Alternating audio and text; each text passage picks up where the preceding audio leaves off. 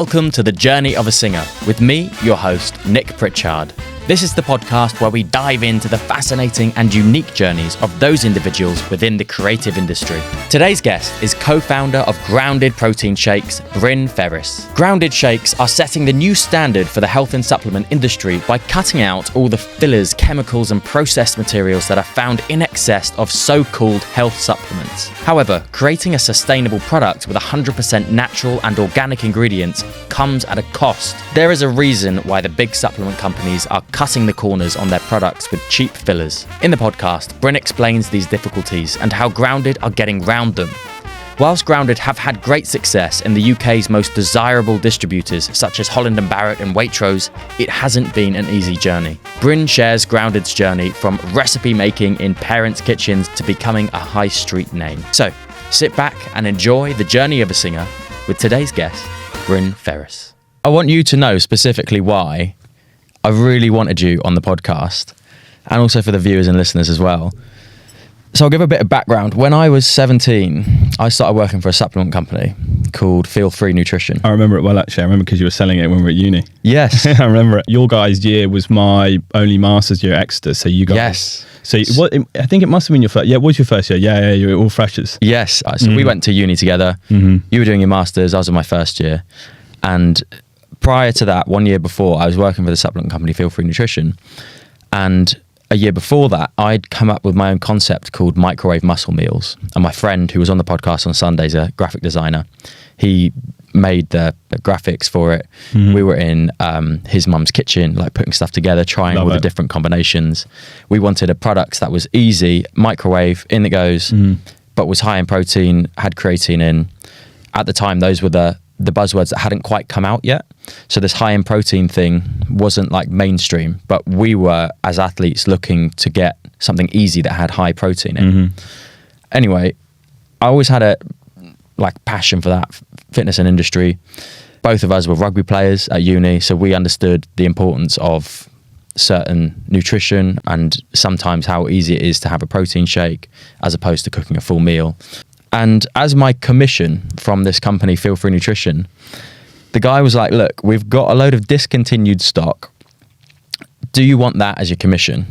And it was a warehouse full of the stuff. I remember a picture going on the rugby group being like, I've got, these like 10, 20 kilo bags over of protein, it's so cheap. It was exactly that. Like it was the raw material that you put into all whey protein, like pure whey protein, 25 kilogram bags. And I was selling it at like a incredible deal you couldn't get anywhere else, and the guys basically got one per household, and I sold it on. And in my room at uni there was like stacks and stacks of protein and supplements. So it's always been something that I've been really interested in. I started working out when I was 9 years old, really young. Started lifting weights when I was 13, 14, and I've always been massively into it. And I've seen how the fitness industry and the nutrition industry has changed, and what the new buzzwords are, what the new fads are. So that's my background as to why I really wanted to chat to you, because we know each other personally. We went to uni together, and you did something that was so different from other people at uni, and you went off and did your own thing. And I found that so admirable to start with, because you could have easily gone into any financial sector, consulting sector in the city. I don't know about any. Don't know how to go anywhere, but you're a smart guy. You're a smart guy. You did your master's at Exeter, and you decided to go ahead with Grounded. So do you want to tell us how that started? Yeah, I mean, there's so many different things that play into it. I mean, the biggest one is my co-founder, Gabriel, who's a long time friend of mine. We were at school messing around in class when we were 11 years old. So, fast forward 21 years later, whatever it is, we're still friends, and we spend pretty much every day with each other working. Probably why we don't see each other much on the weekends now. But I finished Exeter with a sort of... The aim was to go into investment banking, and I sort of laugh at that now because as I was doing my applications, I think the feeling I had then, I now recognize then as sort of dread, and I thought of saw it as stress of getting a job. I think looking back, I realized that that's probably not what I wanted to do. And I went for a drink with my friend Gabriel, and he was running a juice company called Grounded. We sort of hashed out the idea that I'd come in and help with some of the numbers side of things, fresh off the master in finance. So initially, was he paying you as just an employee? Not at all. It was a friend's favour. I said, look, I will come in and look at your margins, look at sort of how much things are costing, just look at your numbers, because that wasn't his language. He was much more on the sort of branding, marketing side of things. And actually looking back, such an important part of starting a business with someone else, that they have a different skill set than you have. After a couple of weeks, we were like, hey, look, so we could make this a bit more official. We sort of did, with the clear aim that, okay, we were going to see what we could do with the juice product. And if that didn't work, we'd have a crack at something else. And the juices were great. They were low sugar juice. We used sort of citrus fruits, ginger, turmeric, that sort of thing. They were very, very popular in stores they were in, but commercially they weren't a great product. So we made a very small margin on them. And I think in food and drink, really 30% is the minimum. And it was well below that. So we sort of spent 9 months trying to work out, okay, did it make sense to increase the shelf price or decrease the cost price, or try and do both? We tried to do all of those and none of them worked. And to move Grounded onto the next level, where we felt we wanted to make it a sort of household name, that's always been the aim.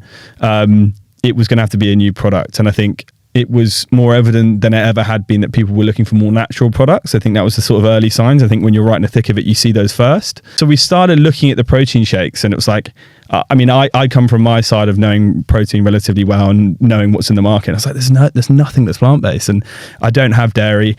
Occasionally, now and again, I'll sort of, on a late night have a pizza or something, but I really, really try and avoid it. Doesn't make me feel great. And Gabriel's the same as well. So we were sort of honing in on this plant-based space. There were a few plant-based protein shakes. We definitely weren't the first, but none of them did taste well. They were all, and I use this point when we talk about it a lot, but they were all dairy companies who trying to rush a product to market. They think they know how to make a protein drink, but what they don't realize enough is that whey protein's an easy one to flavor. It's got high in protein. It's creamy naturally. You look at plant-based stuff, it's totally different. It sounds similar, totally different. Tastes like plants, can be often very grainy, it has lower protein, and it's very difficult to master that taste. And we felt we could make one that tasted great, had a sort of solid function to it, i.e. 20 grams. And it seemed to be on the shelf. That was where we needed to get to. And if it was below that, people would use it as a sort of Achilles heel. You're plant-based, you've got less protein, I'm not going to buy you. And an interesting part of the story is we spent 18 months making the products ourselves. And I read that that was kind of a mum's kitchen situation where you two were mixing the pot and figuring out what ingredients, what consistencies you needed to make that product. Very much so. I mean, it's ridiculous looking back on it, but we'd been to Hong Kong. We got a very small amount of investment on a plant-based business accelerator for plant-based business. In our space, you often go to a flavor house or a food tech consultant and they make it for you. And not only did we not have much money to do that, but every time we did approach someone and have a discussion, it was always like, well, you'll have a problem with shelf life, or you'll have your protein will end up, sticking to the bottom. So you need to stick this in it. You stick a thickener in, put a preservative in. And it was like, this isn't the product we're trying to make here. We're trying to make an actual product, and we're trying to make one that doesn't have all this crap in it. We bought a $20 blending machine. Literally the first one we ever made was maple syrup. Not the first ingredient we put in, but one of them. Maple syrup.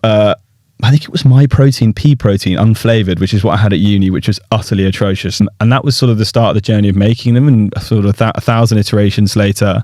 And we could work really quickly. So I was on the laptop. I made an Excel spreadsheet calculator, which basically meant that you could put in any amount of ingredients. So 20 grams of sunflower seed protein, and it would kick out how much protein, how many salts were in there, how much fat. So basically you could work off exactly what you wanted the nutritionals to look like.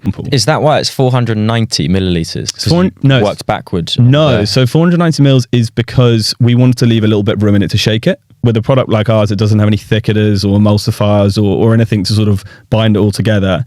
It needs a little shake before you drink it. You'll have drunk one before, so you don't actually have to shake it. But we thought, it makes some sense to leave a little bit, and we'll say on the back, give it a shake, basically. That's smart. That's really smart. And I think people don't realise, if you're not a nutritionist and you don't have the information of each ingredient, then you're relying on marketing in a way. You're relying on this country's policy to say high in protein. Okay, it must be high in protein because this country has standards. It has to be a health product.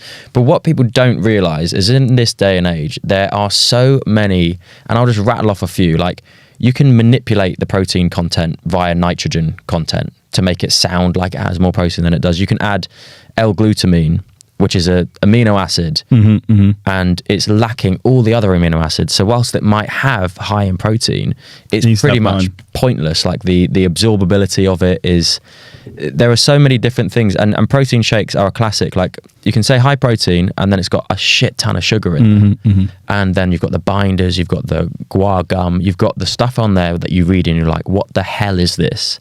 And if we, like, I've got the products here. I had two today because I wanted to refresh my memory on good advertising. And in all seriousness, this, like, you're my mate, but this isn't a plug. Like, I've genuinely had the interest on having you on today to discuss, because there isn't a product like it on the market where you can look at the ingredients and go, okay, I know what that is. If you look at any of the sort of plant-based other brands out there, they often overcompensate by putting in loads of sweetener or a lot of flavoring. I think they're selling less and less of those products because people are looking for more natural products.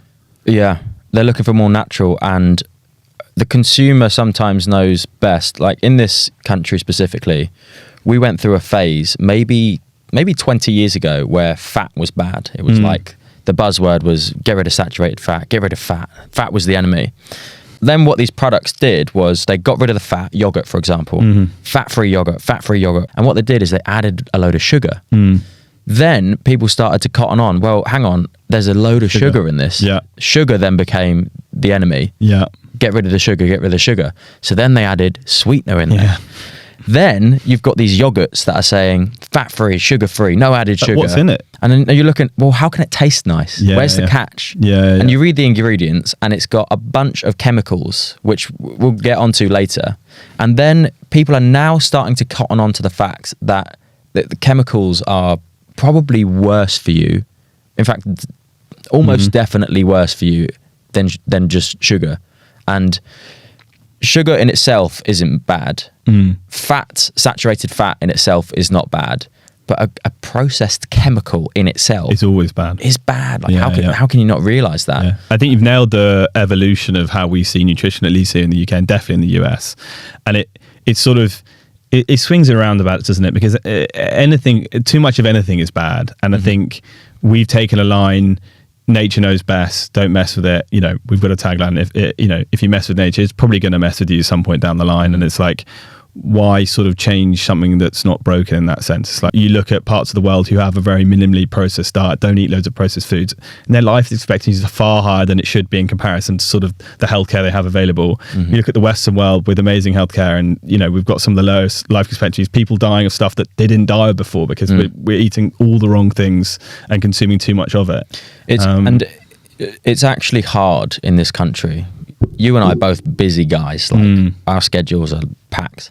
When you're out, like what you eat, like let's say you haven't meal prepped, right? And you're out and about in town. What are your options to get something? It's very difficult. Honestly, you go to somewhere like, I don't know, passing through an airport, let's say, for example, it's protein bars. That's pretty much it, really. Especially if I'm not super dialed in with my nutrition and I'm trying to limit putting on weight, I'll go, let's focus on the protein because the fats and carbs sort of tend to take care of themselves on the whole. And it's basically protein bars. It's an embarrassingly crap diet when I'm out and about. Maybe it's a meal deal now and again. I'll try and go to a Leon and get some, decent food, but they're not always, that's not always an option. It really comes down to the fact that those spaces are very expensive spaces to get into. So therefore, only bigger brands end up getting into them on the whole. And bigger brands often don't care about the ingredients, and they're run by people that don't really care past getting a product out quickly. I'm the same as you. Like if I'm busy, we've got some of these protein bars here now. Low carb protein bars, they call them. And when I'm out, I'm like, okay, look, I need a snack. I don't want to have a Mars bar. I don't want that sugar. I don't want that fat, but I want something that's very quick, tasty, higher protein. And like, this won't be on camera, so people won't see it, but the ingredients in these low carb bars, which I have, like, I'll be just dead honest with you, I've eaten a shit ton of these. But you've got in here, so you've got the protein blend, calcium, it's all coming from milk, basically, whey protein milk. Then you've got a ton of sweeteners. You've got stuff that I can't even pronounce, palm oils, all these like chemically names. But then the one that we got to look at and we got to chat about is polydextrose. I think that's the one. So, do you know what?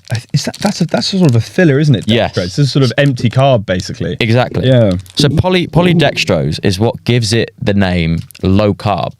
The reality of that is it's like there's no calories in it and kind of just like passes through your body, but it hasn't been properly researched on what that is doing to the body. And they talk about how sweeteners make you crave more sugary things, for example, disrupt your microbiome. Part of the reason that this says don't eat in, what does it say here, there at the bottom? Excessive consumption may cause laxative effect. I saw that. Yeah. So on a protein bar, it says excessive consumption may cause laxative effect. You basically might need to go to the toilet more than you need to. It's so scary that I'd sort of really wince if I felt like we had to put something like that on our packaging. I'd go, God, is anyone going to buy it? A health disclaimer on a health product. I know. Well, we were having a chat with a retailer this morning. I was saying it's mental how many, in the health drink space, how many products have such unhealthy sort of ingredients in them.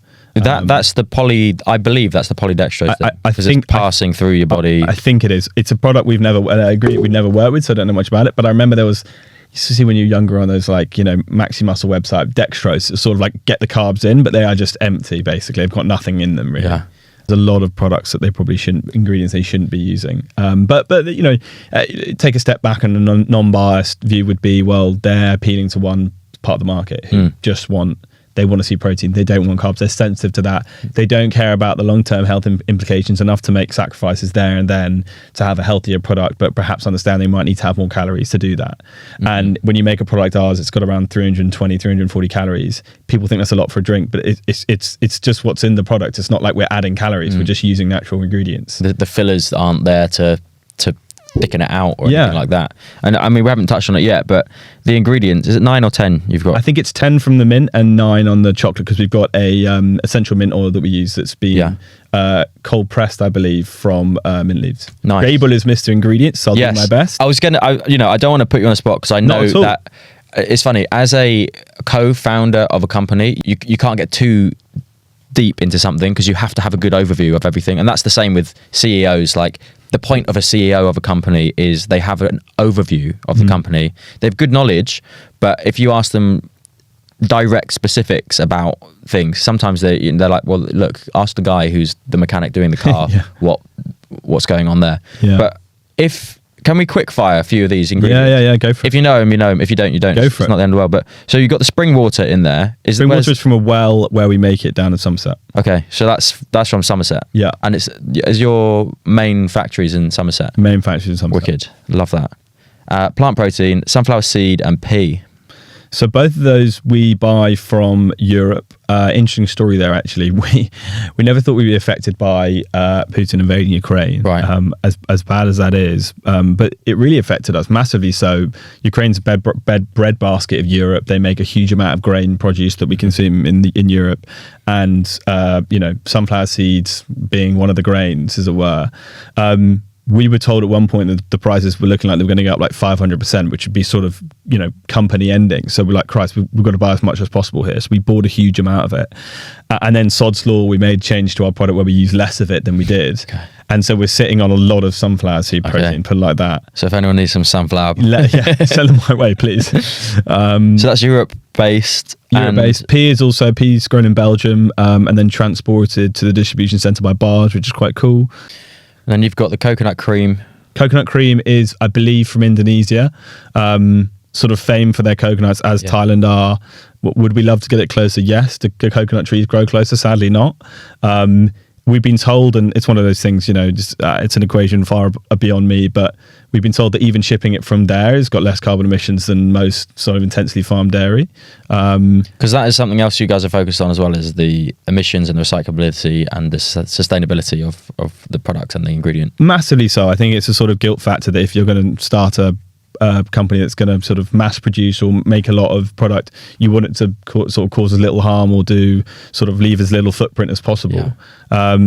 We pay a bit more for these cartons, and they have a plant-based plastic cap. It's made from an oil squeezed out of wood pulp.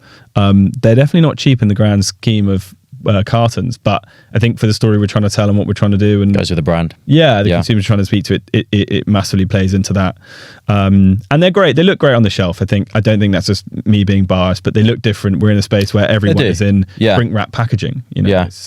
They've almost got this kind of like old school milk carton look to them. We hear that all the time. I'm so glad you said it, because it's not by accident. We wanted to appeal to people who aren't just they drink dairy anyway already, rather, and we want to appeal to them. And I think especially especially older generations who've had more of those milk cartons at school, that's the easiest way to sort of slip in and pull them over to the plant-based side, if you will. It doesn't have to be that they go full plant-based. I'm not full plant-based, but it just means that they are that little bit more likely to pick it up off the shelf. And just quickly, I'll rattle off the others. You don't need to get into detail with these, but raw cane sugar, sunflower seed oil, cocoa powder, pure vanilla extract, and Himalayan salt. I feel like they're all kind of explanatory. But the sunflower seed oil was the one that I had a question over. Shoot. How do you get that in the product? So it's interesting because sunflower seed, if you just take it in general, sunflower seed oil in general, or at least one sunflower seed oil that you can get, and I'm not an expert on this, so I won't go into too much detail, but gets it under a lot of fire because it's bad for you in some capacity. It's highly processed, highly refined. We use a cold press one. Literally, seeds are crushed, it's filtered.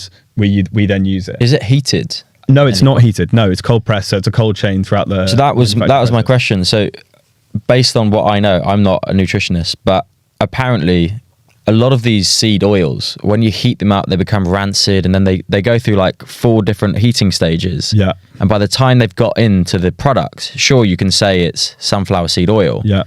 But at that point, like how can you call that sunflower seed oil when it's been basically destroyed, vaporized, and turned into something else? So it's interesting. I think the view we take on all of our products is that we use as minimally processed one as possible. So we could use a pea protein that is come off the back of making pea noodles, and it's essentially an offcut of the product, and it's been super highly refined, but we don't. We use peas that have been milled, yellow peas that have been milled.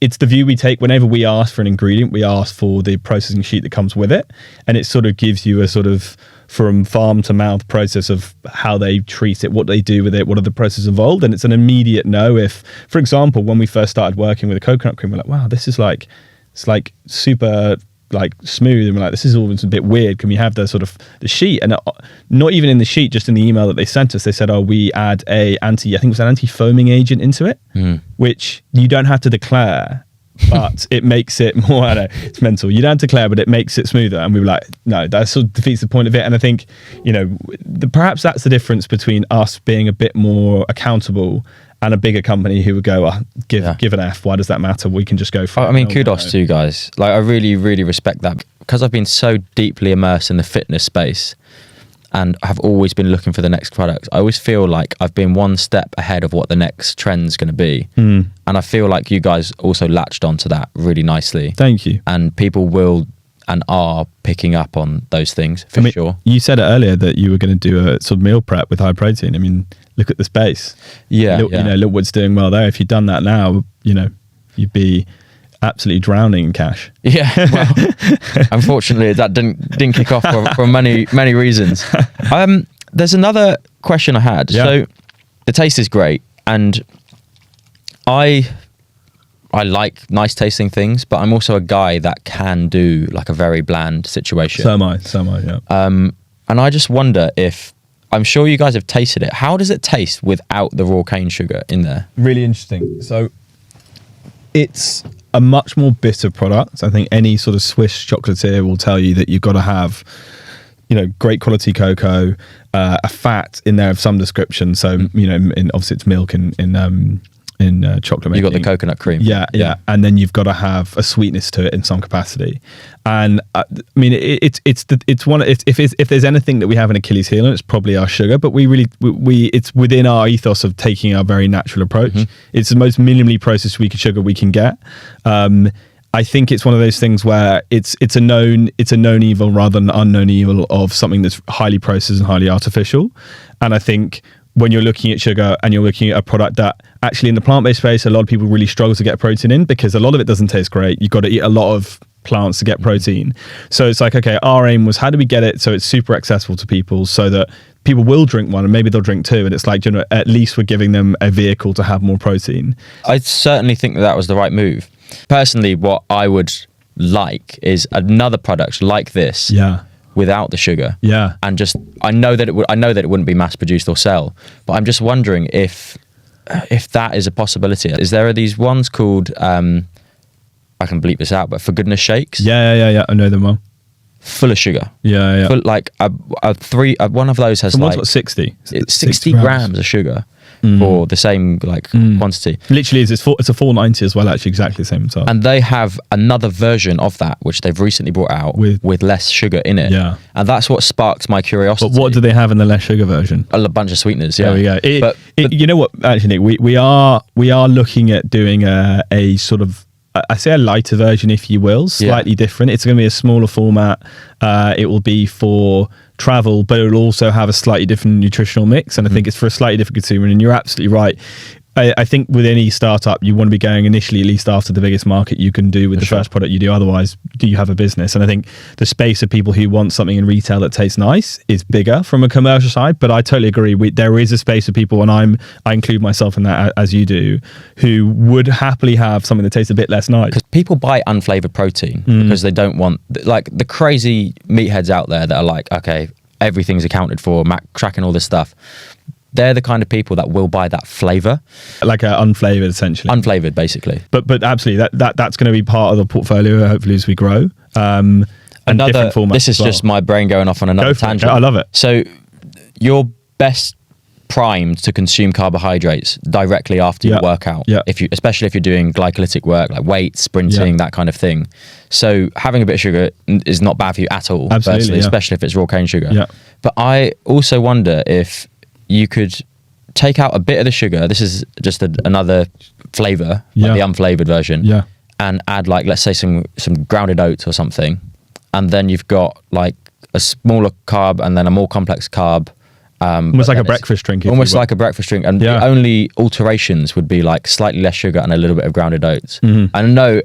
Look, I don't know the ins and outs of the business, but as a consumer, in terms of like what I'm thinking of to drink after a product, there's so much crap on the shelves that's just full of sugar, and I just ignore it totally because it's like 60 grams.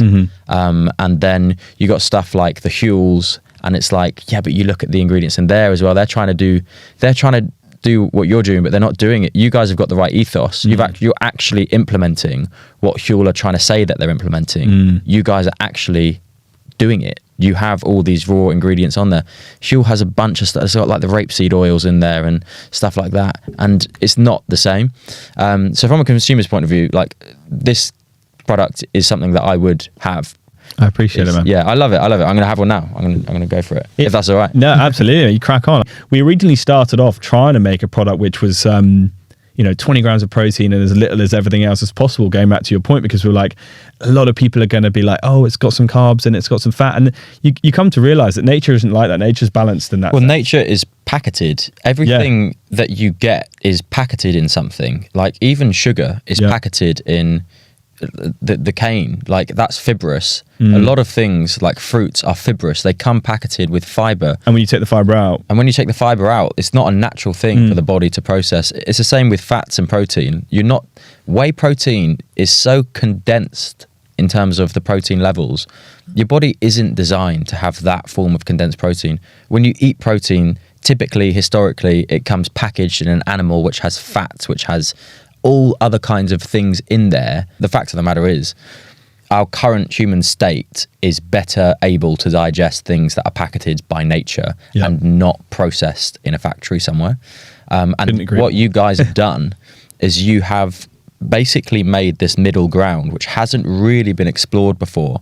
And when people start to cotton on to what you've done, which they already have been doing, I feel like the next wave of this nutrition world is exactly what your product's doing.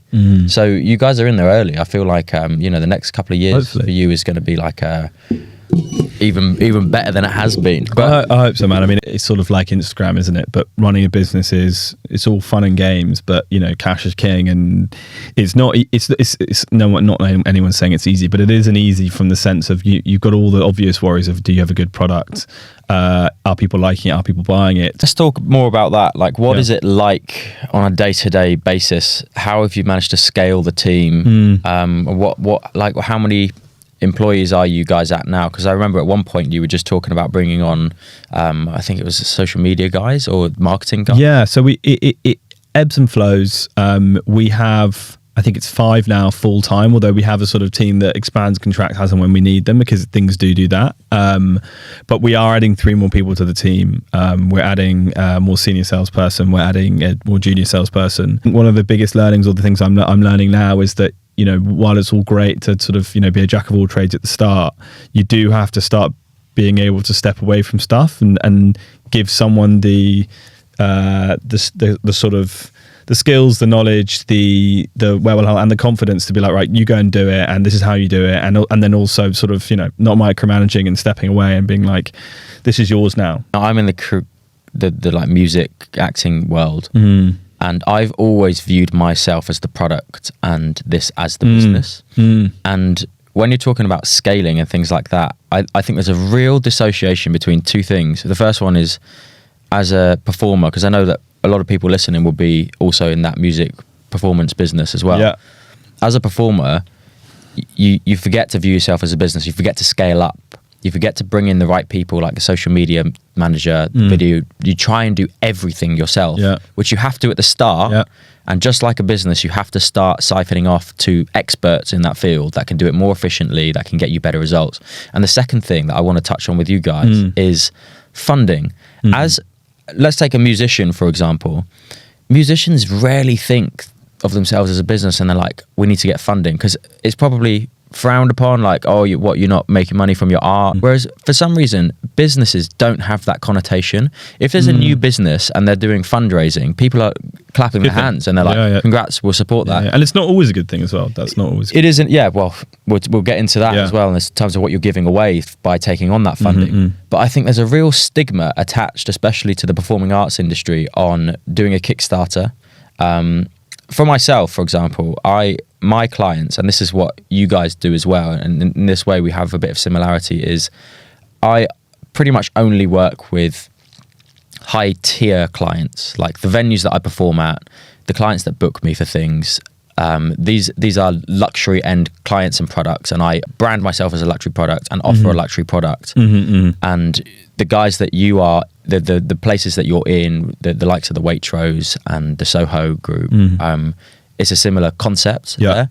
And I think there's a stigma attached. I'm kind of past this stage at the moment, but I remember certainly starting out was like, how do I get the funding to do these things? Even the music, like producing your own music, this stuff is so expensive. And in the music industry, you kind of, unless you've got a record deal, you kind of got to fund it yourself. And then the idea of telling people, here's a Kickstarter, especially if you're doing luxury end products, it's like, well, you're a luxury product. Why do you need to be bringing money from other people? Assuming money sort of grows on trees in your house or something. If fundraising is a very weird thing, because it's not always a good thing, but you say it's always celebrated. And actually for us, it has always been a good thing in the sense that we've always needed the money to grow, and we have grown.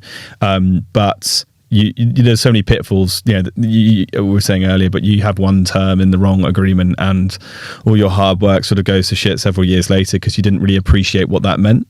But at the start, we hadn't sold a single shake. Investor was saying, I'd like to try it.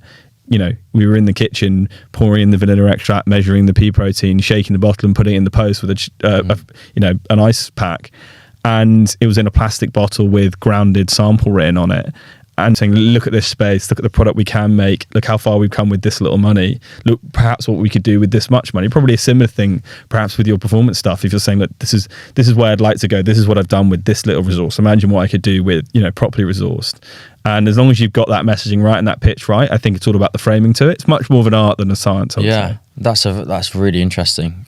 If you want to scale a business to the levels where it's huge, at some point you need to leverage a form of debt.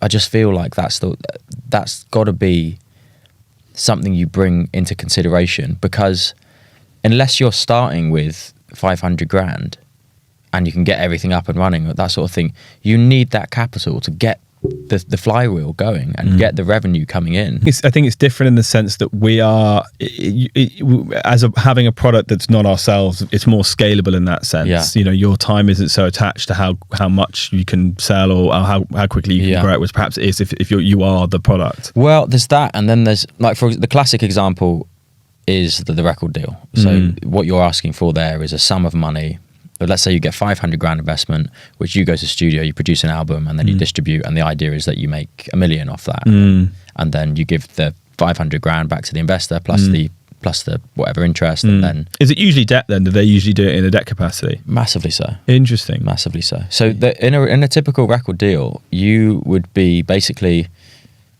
expected to pay off all of the fees involved, and until you did that, you're not making any money yourself. But then the argument is, well, you wouldn't be able to afford the studio costs anyway, because that's sort of like leverage on you, basically. It is a massive leverage, and that's the whole thing of like, you hear about artists that have been screwed over and like all that kind of stuff because all that little bit of legislation. But I just thought it was an interesting thing because I'm on this fence of like creativity and business, and like I think my brain is like flicks between the two quite a lot, which has been beneficial to me.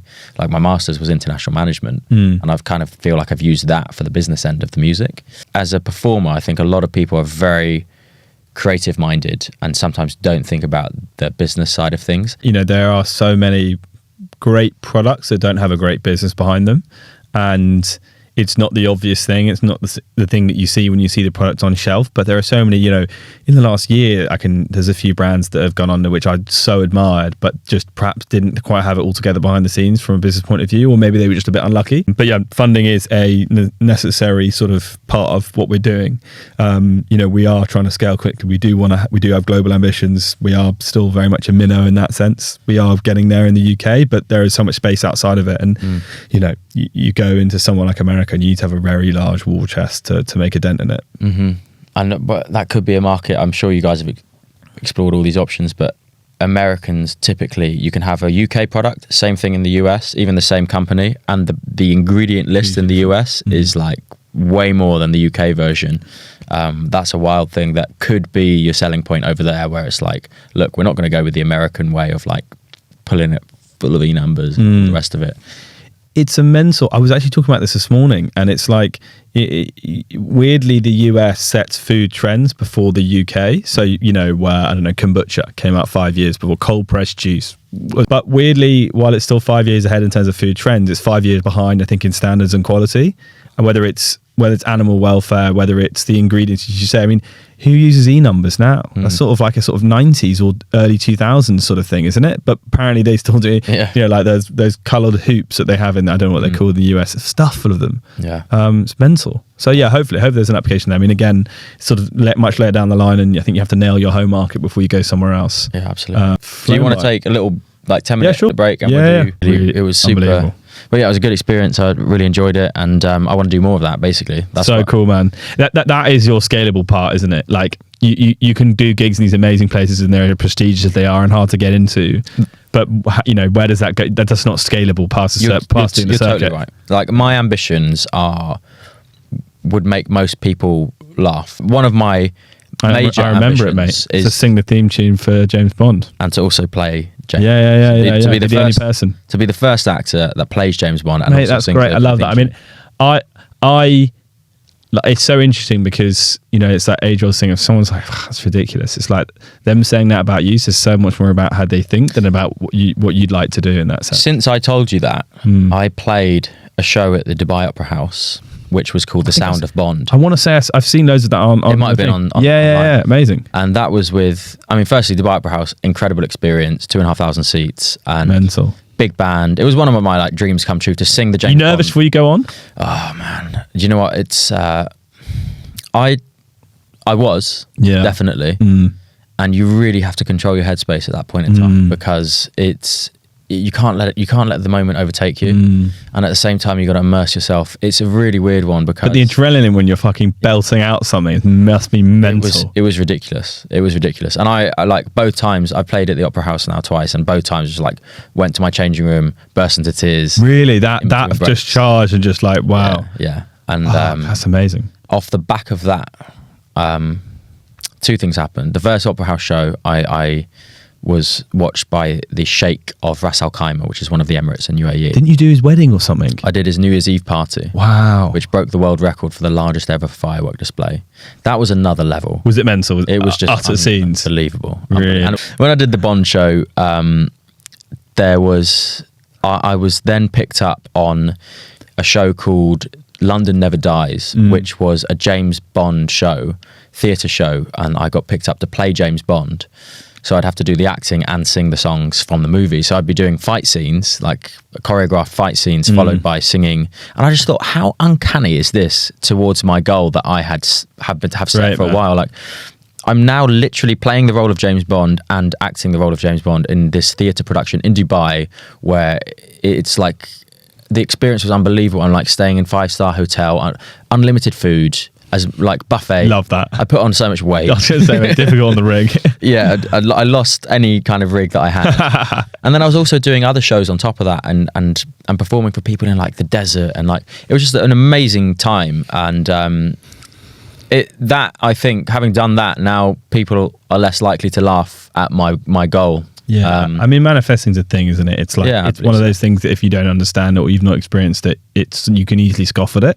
And I think everyone has done it in some capacity, whether they call it manifesting, but it is a thing. It's like you're aligning yourself with your future ambitions, and like if you don't say it, who else is going to say it? For sure.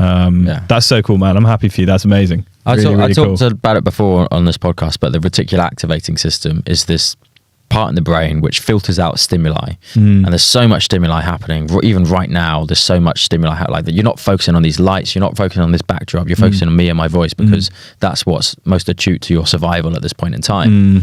And if you can train your reticular activating system on your specific desirable goals, then it just starts to pick up on things like small things like emails, like words to send. And the concept of the law of attraction to me is that biological element of filtering out the stuff that isn't necessary and really fine-tuning onto what is part of your goals. It's so true. I'm a big sort of manifesting sort of, shout it from the rooftops, because I think when I was younger and perhaps sort of, definitely less confident and more sort of like, I don't know, doubting in myself, I think I didn't realize the power of just believing that you could do it, or like going, this is what I'd like to do, and putting that on there, and like just writing stuff down on a piece of paper. When me and Gabe raised our first proper round, we wrote 500k and we just both stuck above our desk, and we didn't know that was manifesting, but it sort of was.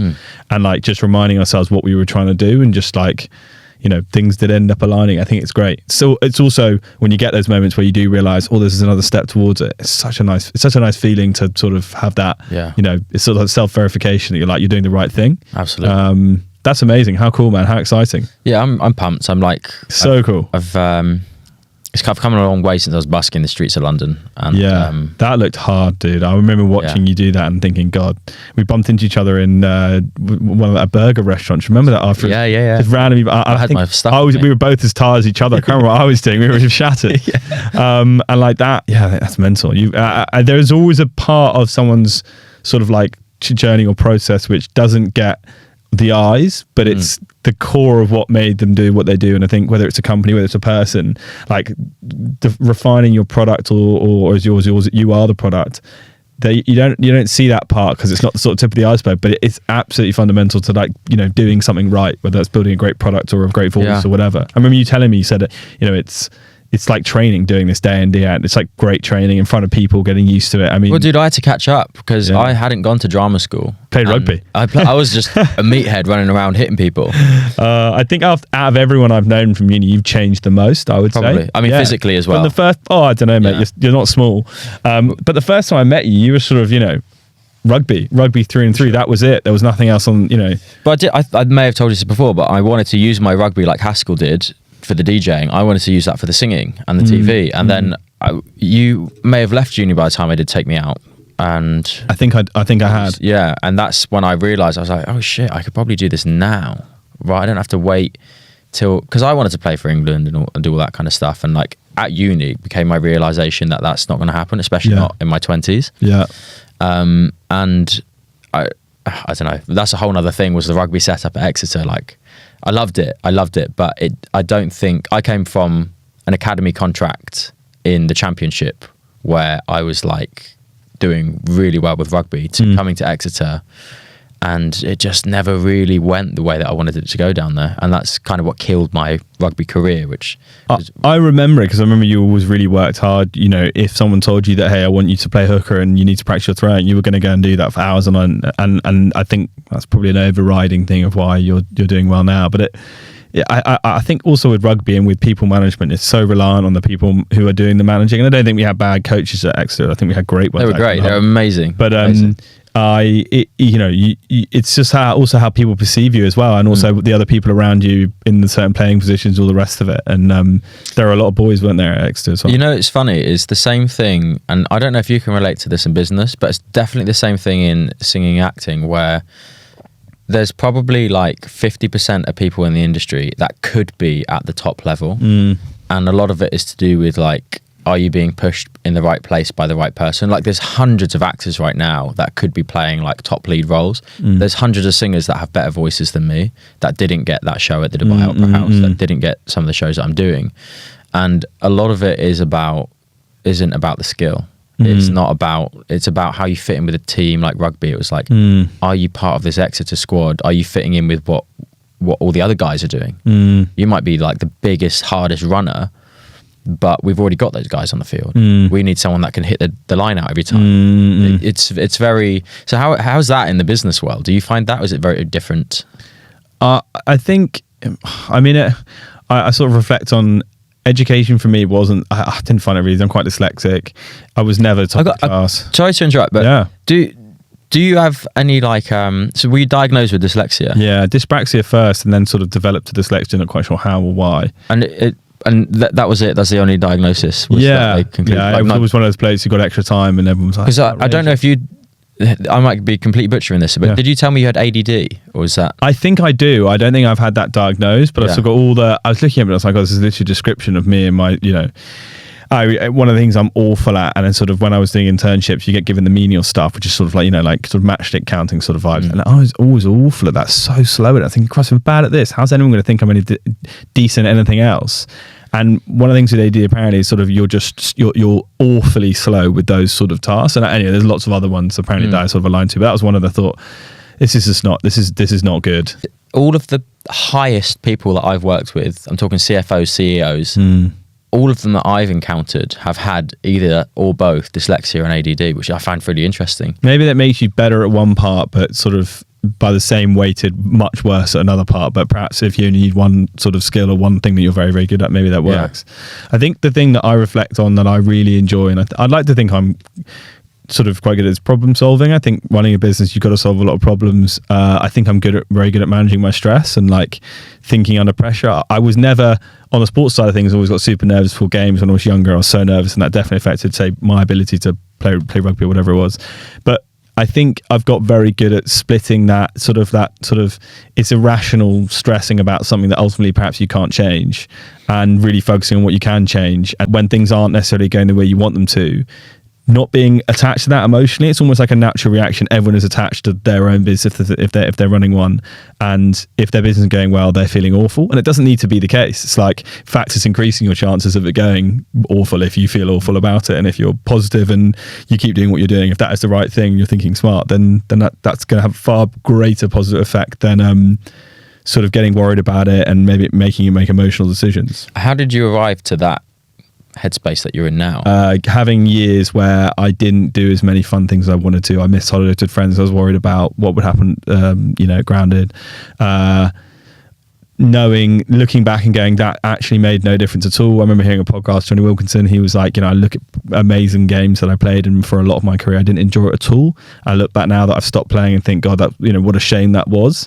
And those sort of stories and lived experience of going, like working long hours on stuff that wasn't making a difference, and just working smarter and harder rather than just hard. I realized that like it's an important part of the full journey to give yourself those breaks, to have weekends away with your girlfriend or boyfriend, or to have time with your family, to have beers with your pals. And like, if you don't do those and you're not really committed to those spaces and keeping them sort of not separate, but if you're at work, you're at work. If you're in the gym, you're in the gym. If you're with your family and you're present, that's a hugely important part of it. So many people do burn out, and burning out's like a silent thing. And I think also it's just like, let's not all forget that it's our life and it's to be enjoyed.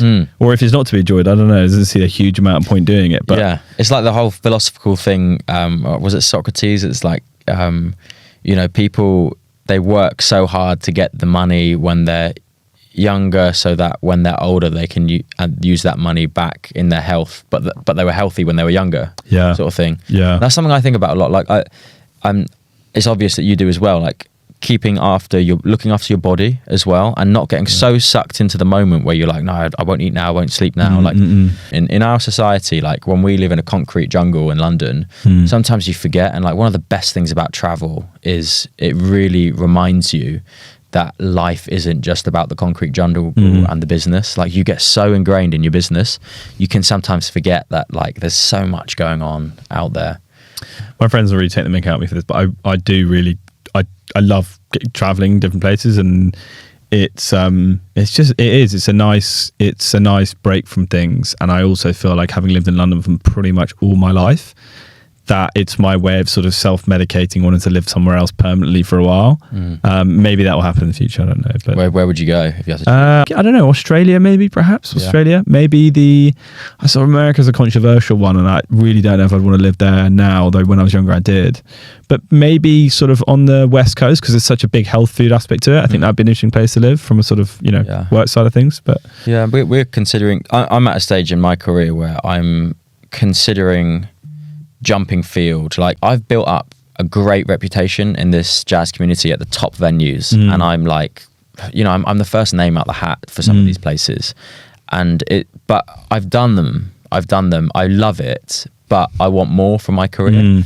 So I'm at the stage where it's like, do I change lanes and kind of leave the lane that I'm in, or do I stick to it? And me and Olivia were chatting, we were saying like, look, do you want to, we've lived in Dubai for a while, I've spent some good time in Switzerland. I've had work in various places in Europe, so we've got to travel. Her family lived in Brazil for 10 years. Her dad now lives in China.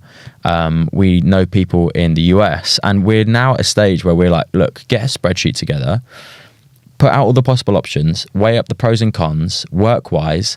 My girlfriend is in an industry where she can do remote work as well. So we're kind of looking at it from a perspective where she can get a good job, and I can further my career. Not only like, it's not about changing lane, it's about leapfrogging. I've always phased things out and leapfrogged to the next thing. So when I was a busker and that was my main thing, that's what my Instagram feed would have read. And then slowly, as I got these gigs and restaurant gigs, I phased out the busking to the point where I was no longer doing it, and then completely eradicated all of history of it on my stuff. And then I was like, look here, and now it's got to a point where it's like, I've only kind of advertised the high-end stuff, that the clubs and the theatre shows that I'm doing. So now I want to leapfrog to the next thing, in TV and film, whatever it is. So we're also in a similar boat where like we could live somewhere. But where would you live for that sort of thing? So far we've the UAE is incredible for. Have you done business out there? We're doing more and more in the Middle East, actually. Yeah, probably the one market that we've started to get the ball rolling in that we haven't had. We've exported a little bit, but the Middle East is the biggest one so far. So Spinneys mean more to you than does me. I mean, lots of retailers there, they don't have a product like ours, and they're also very similar minded in terms of wanting to have healthy things and ultimately having probably more money than less. And we are a premium product in that sense, so we sort of fit the bill quite well. So we're doing more and more, but so only been once. So I have done an accumulation of about 6-7 months in living in Dubai. I've been in Saudi for a while. I would say that Dubai is now very much commercialized, and your brand would fit in beautifully over there. They love the coined term is that Dubai was I forget how it's phrased, but it's like something like owned by Arabs, built by Brits, sort of thing. The amount of British expats over there is unbelievable. Really, just everywhere. The culture of this party scene is over there at the moment as well, and it's changed dramatically the last five years even, and now Dubai is the place to go for like business, for European type business as well. And then you've got places like Ras Al Khaimah, Saudi Arabia, which are like up and coming, and they're kind of what Dubai was 20 years ago. And I rode the wave massively in Dubai for entertainment stuff. And whilst I was there, I sort of was like, okay, I know a guy out there who's a Brit. He sells these bottles, these gin bottles, and he's got them in spinnies. Nice. And what's the product? I forget what the selling point is, but it's basically a gin bottle which with a slight USP. Got you. And they're now sold in spinnies. So we've considered Dubai, we've considered Saudi. To be brutally honest, like their women's rights aren't up to a level where I'd be comfortable letting Olivia live. Like they've come a long way. Yeah. I did a show out there for a government show. They're a changing place, but so we've considered Dubai, Saudi, we've considered China, we've considered the US, and in terms of entertainment, acting, singing, there's what else is. I'm always trying to look outside the box. Maybe the US, but I think. I mean, New York, LA are the sort of obvious ones, aren't they? They're the obvious ones, but then is it oversaturated? In terms of moving forward with Grounded, obviously you've got the two, at the moment you've only got the two flavours, the mint and the chocolate. Yeah. What's next? Like, is there anything round the corner? We have another flavour coming. Our simple mission is to make the cleanest protein shake on the planet, and we feel that's achievable because, one, people everywhere need protein, so it's not sort of specialist thing that you have to do.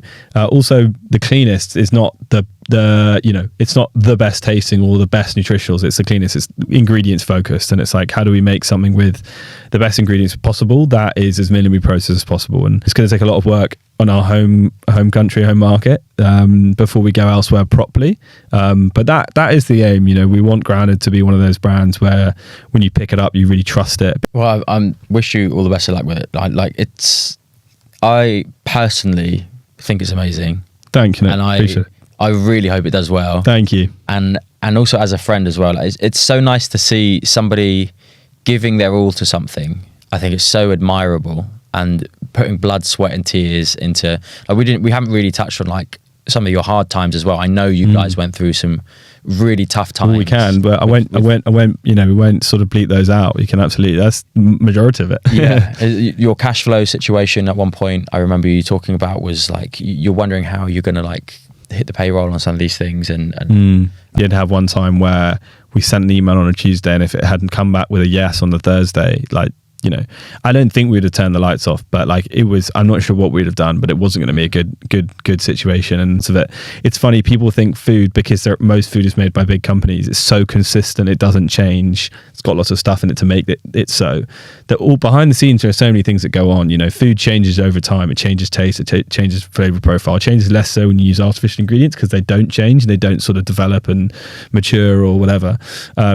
And trying to make a consistent product with really natural ingredients, consistently have it taste great, good consistency actually in the products, it's really, really difficult. And you take something that's been very, very high heat treated, like, I don't know, some tomato sauce, like there's going to be the same pretty much every time. Yeah.